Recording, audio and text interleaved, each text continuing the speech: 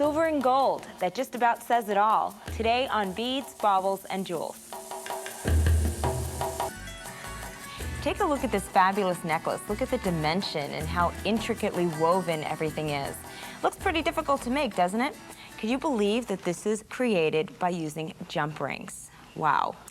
I'm joined by Stephanie Girdlestone of Fire Mountain Gems and Beads, and Stephanie is the creator of this beautiful necklace, and you're going to show us how to create bracelets and necklace and all kinds of things with jump rings, right? I sure am. Okay, how do we get started? Well, the first thing you want to do is open a whole bunch of jump rings so that you don't have to stop in the creative process to open them up. Right. Very important to do that. The most tedious part, I would assume. That is, absolutely. And the second thing then to start is you want to put one on the bottom, and this is your base. This is what you're always going to be holding on to. Okay.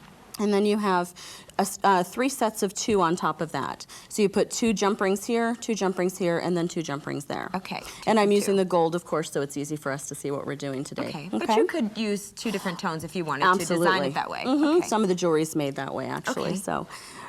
So once you pick it up, you want to get a good grip on it first of all, and that's the most important thing, because if you drop this, sometimes it's a little difficult to find your design. Right.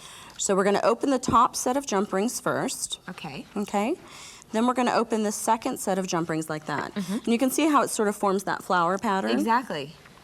And then you want to just take one of your open jump rings, and you're going to pick up this bottom of this gold jump ring just like that. Oh, look at that. Okay. And it forms this triangular pattern, and then you're just going to close your jump ring. That's where you get all of the dimension. And that's where you get the dimension on it. And then you're going to add more sets of 2. Okay. Okay. Oh, great. So we've done that over here. Yeah, because I need to see that again. With my hand. Absolutely. So now we have a little bit more to hold on to, which is nice as it starts going. The first couple are the most difficult. You're going to open that top set of gold. Okay. Then you're going to open the second set here. Okay. And then as it starts to build, you want to be really careful in making sure that you're picking up the correct pieces. Right. As you do that. Sometimes the jump rings have a mind Jumpy. of their own. They're jumpy, exactly. So we go ahead and grab a hold of that bottom of those gold just like that. Wow. And close your jump ring. Unbelievable. It's great, isn't it? Yes. It's so beautiful. And in the big ones, it keeps on that depth and dimension that's really wonderful. And as you can see here, there's the second one. I added 2 sets of jump rings and another 2 sets. Right. And then went into the third step, and you can see the pattern begin to form. Yeah, so it's just 2, 2, 2, and you just keep adding 2 and then just opening them. Exactly. And then adding a jump ring to sort of form the sphere. As I like to Exactly. call That's it. exactly what it is, yeah. Oh, that's great. Now, this I'm sure would look very different if you use maybe colored jump rings or different size jump rings as well. Absolutely. Right? Did you bring some other examples with you? I brought some examples over here and actually some different patterns. I did some research on this when I started getting interested in jump rings and found that there's lots of different countries that have done different styles, English style, Japanese style, and things like that, which I think is really great. There's a history behind this style, isn't there? There absolutely is. This is chainmail of old from what knights used to wear. It's a bunch of metal rings knitted together. So Yeah. yeah, Oh, that's cool. It's neat. This first one here is done with actually square wire. You can make your own jump rings, or you can buy them purchased, and either way works. So this is a Columbus chain, and the next to that is actually a Byzantine chain, which is the same as we've done here, except we added another set of 2, and so it actually creates an open hole. It's great for hanging charms on and things like that.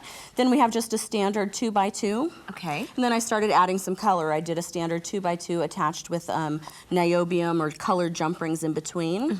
And then the next one is again that Byzantine chain, only I used some colored jump rings to add a little bit more depth and dimension. And then the last one there in the silver and the gold is exactly what we just did here, only in a smaller jump ring. Okay. Okay. Oh, that's perfect. And down below you can see you can make earrings with it. This is an English style earring here with the green niobium in the middle.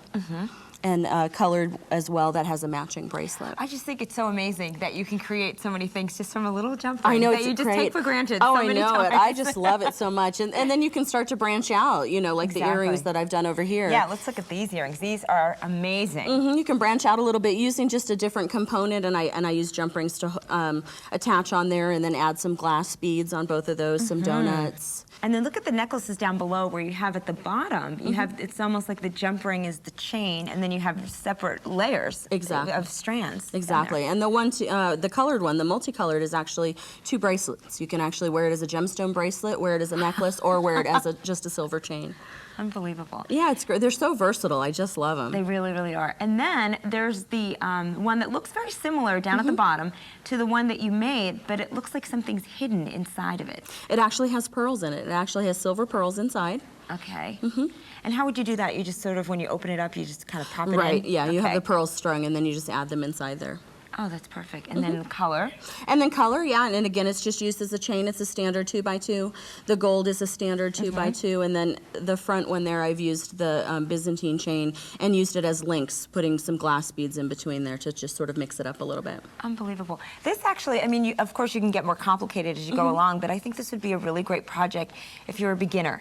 Absolutely. And just starting, you know, just kind of working, especially with the larger jump rings, because it's a little bit easier to maneuver. Oh, it does make it so much easier, yeah, to Yeah. learn on the large ones and then go to the smaller and then just play around with it. It's very This fun. is amazing. Thank you, Stephanie. You're You're so welcome. creative. Thanks, Katina. Well, what could be more basic than chain? We'll learn how to use it next with Katie Hacker.